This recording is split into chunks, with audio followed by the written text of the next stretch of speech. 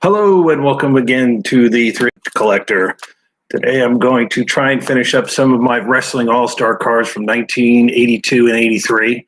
If you followed some of my other posts that I've had on there, I've talked about certain cards that I've had, and I've got some more slabbed autograph cards. Most of these were done by SGC, back when SGC used to certify autographs. Used to be able to get a really good deal on getting my cards certified and the autograph certified at the same time. Didn't take these out of the plastic, so I hope that this works out well. But here we go. First card I have is the Destroyer. I always liked the Destroyer. He actually was a school teacher up in New York. He also played for the Cleveland Browns at one point. He owned a golf course up in upstate New York.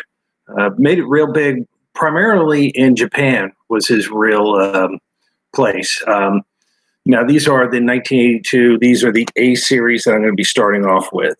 But that's the Destroyer. I always loved this card. I thought it was a great pick, up close. Not many teeth left from over the years. When he got done with wrestling, he did get all his teeth fixed. Had a much better smile once he did that. Here's another Destroyer. Now this is back when they had the red flip cards. Kind of like the black a lot better. That's why I was really disappointed when they quit authenticating autograph cards. But I guess the way that the market is so much now, where people are opening up packs and sending in so many cards, it's to authenticate the autograph and the card. Became a little bit of a hassle for them. If you notice, he also, the Dean Destroyer, he turned into as a mask, which is pretty neat. I always kind of like that. Here's my third The Destroyer card. Now, what's real nice about this one is he actually wrote his name in Japanese with an arrow. So, and nice thing is SGC went ahead and put that it was signed twice. So he signed it in Japanese on the front and was nice enough to write Japanese. And then on the back, he signed it as the Destroyer, once again making a little mask out of the D, which I really think is really cool. Next one I have is Bob Backlund. Bob Backlund, of course, was WWF champion for about 6 or 7 years, I believe, and then was beat by the Iron Sheik. And then the Iron Sheik was beat by Hulk Hogan and started Hulk Hogan's run. Back then, you couldn't go from a babyface champion to another babyface champion, so they had to kind of throw the Iron Sheik in there to be the guy in the middle, per se. So it's a nice autograph by Bob Backlund. Next one, I really like this one because unlike most of these, you can tell that this Jerry Lawler card was actually the picture was taken outside. It looks like maybe fall or maybe even winter if you could get a good look in the background. But that's a nice card of Jerry the King Lawler. Once again, SGC. Nice card. I got this signed at the one of the Dothan reunions about 3 years ago. Here's Ivan Koloff. I actually bought this card a little bit before he passed away. The autograph, I really take this out.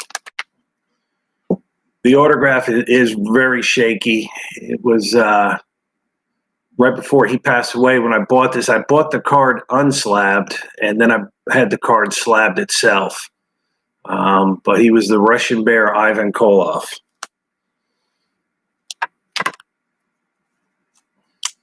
Next one is Mr. Terry Funk. I actually got this card and sent it to Terry. His inscription is "Just a kid living a dream," or he'll put 2 X's on the card itself for the Double Cross Ranch.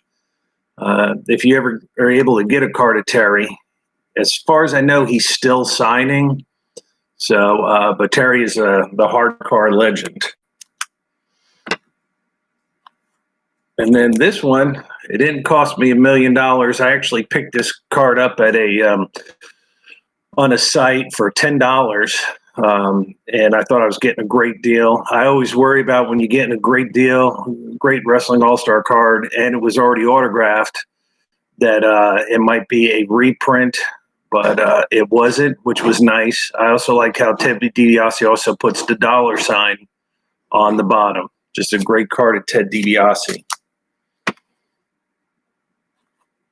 Another guy that held the WWF Heavyweight Championship for years and years and years, Bruno Sammartino. Sent this one to Bruno. He charged the whole $5 to sign cards. He was pretty straightforward in doing it, so that's why I took the chance. This is not a very easy card to get, especially when he was alive.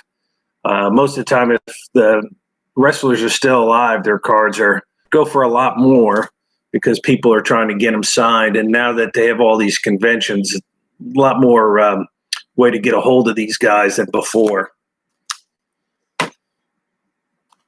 Next card I have is Don Morocco, the Rock.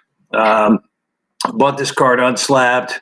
Actually sent it to a promoter out in Hawaii where Don Morocco lives. He put his Hall of Fame on there.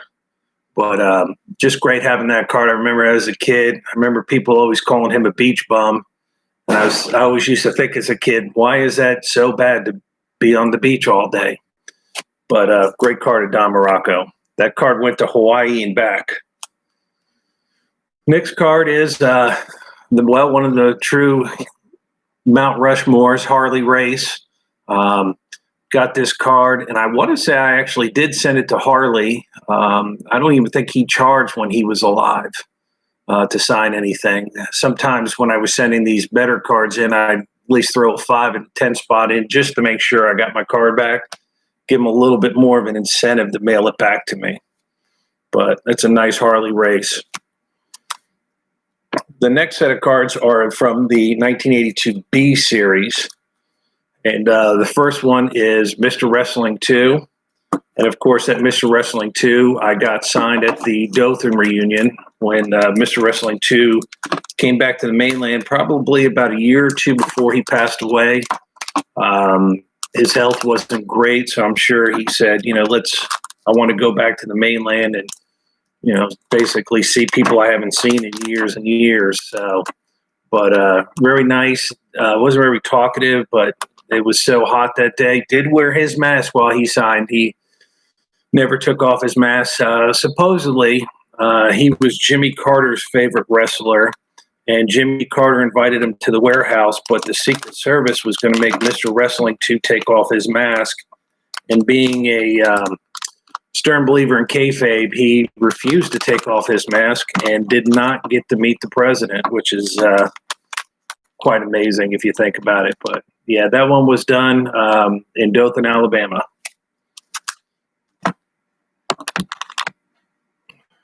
Next one I have is Ricky the Dragon Steamboat.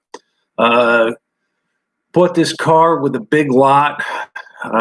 This was probably about 3 years ago, back before I got too worried about whether or not they would be real.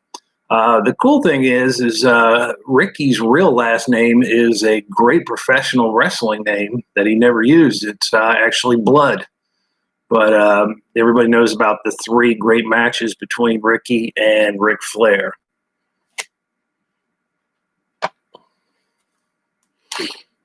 Next one I have is Gorgeous Jimmy Valiant. I sent this up to, this was Raw. I sent it up to somebody up in New York who would go to his wrestling shows. Very happy to get this signed. I actually have one more of these out right now for a signing. So hopefully I'll be able to add another Jimmy Valiant to my collection. Next one I have is Greg the Hammer Valentine. If you remember him from, like I do, from his WWF days. Also with the Honky Tonk Man when they were Rhythm and Blues. If you ever see the WrestleMania where Rhythm and Blues comes out in the convertible pink Cadillac, if you look real close, the driver is Diamond Dallas Page before he was actually Diamond Dallas Page.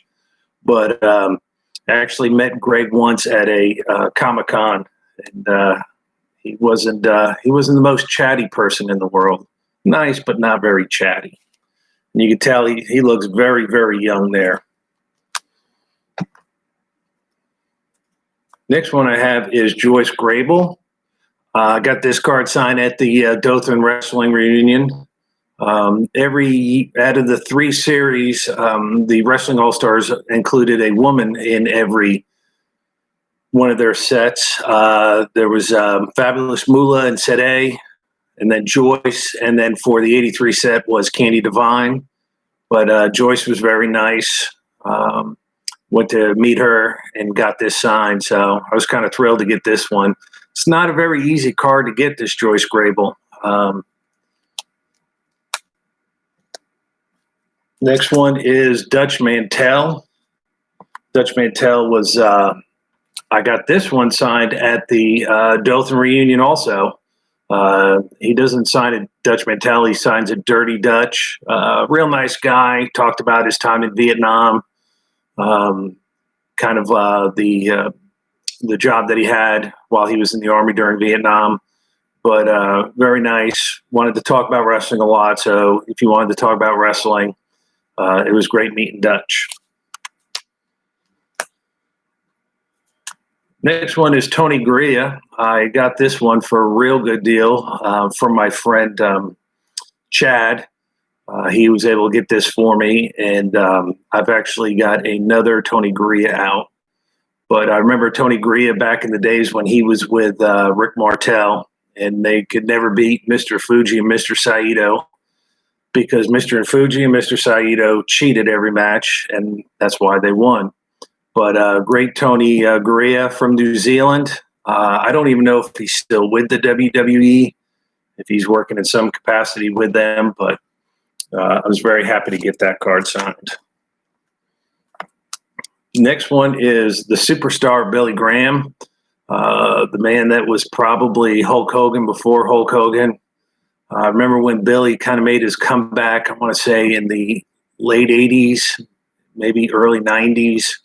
But I had always heard of him, but never saw him until he came back. And he kind of came back with a new look, kind of a tie-dye T-shirt, but just a man that was absolutely just monstrous before his time. He took bodybuilding back when a lot of those guys weren't really bodybuilders. They were big men, but not like superstar Billy Graham. Kind of do like how he put the super and then he just drew a star. I thought that was kind of cool, but I got this done through a mail order. So with a few other of his, that was real nice. Superstar Billy Graham. Mr. Olympia, Jerry Stubbs. Great guy. I've met him several times over the years. He's just a real gentleman, signs everything for you, real nice to the fans. Every time he signs something, he'll sign it Mr. Olympia, and then I started asking him for the Jerry Stubbs. I said, well, you got to put your heel name on there too, so it's kind of nice that I got him to do both for me, but very nice man.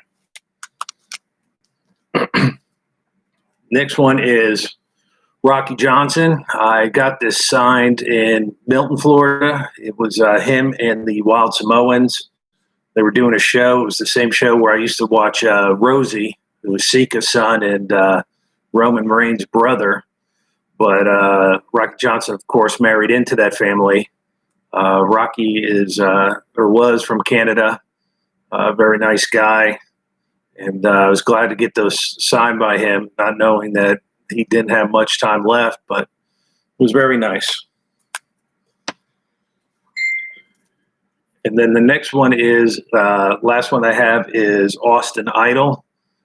If you've ever read anything about Austin Idol, he was Mike McCord for a while. He was kind of a heavy-set guy, big but heavy, and then he got into a near-fatal plane crash and lost all the weight, changed his look dramatically, and became Austin Idol. Could have been a guy that probably could have replaced Hulk Hogan, but from what I hear is he won't fly anymore. So back in the 80s, and late 70s, early 80s, they weren't going to be able to do much with him if he wasn't going to fly in the WWF. And he was nice. I got this signed probably about 4 years ago. If you've watched a little NWA, he was a Nick Adonis's manager for a while. So once again, thank you for letting me share some of my Wrestling All-Star cards that are signed. Try to get some while you still can, and stay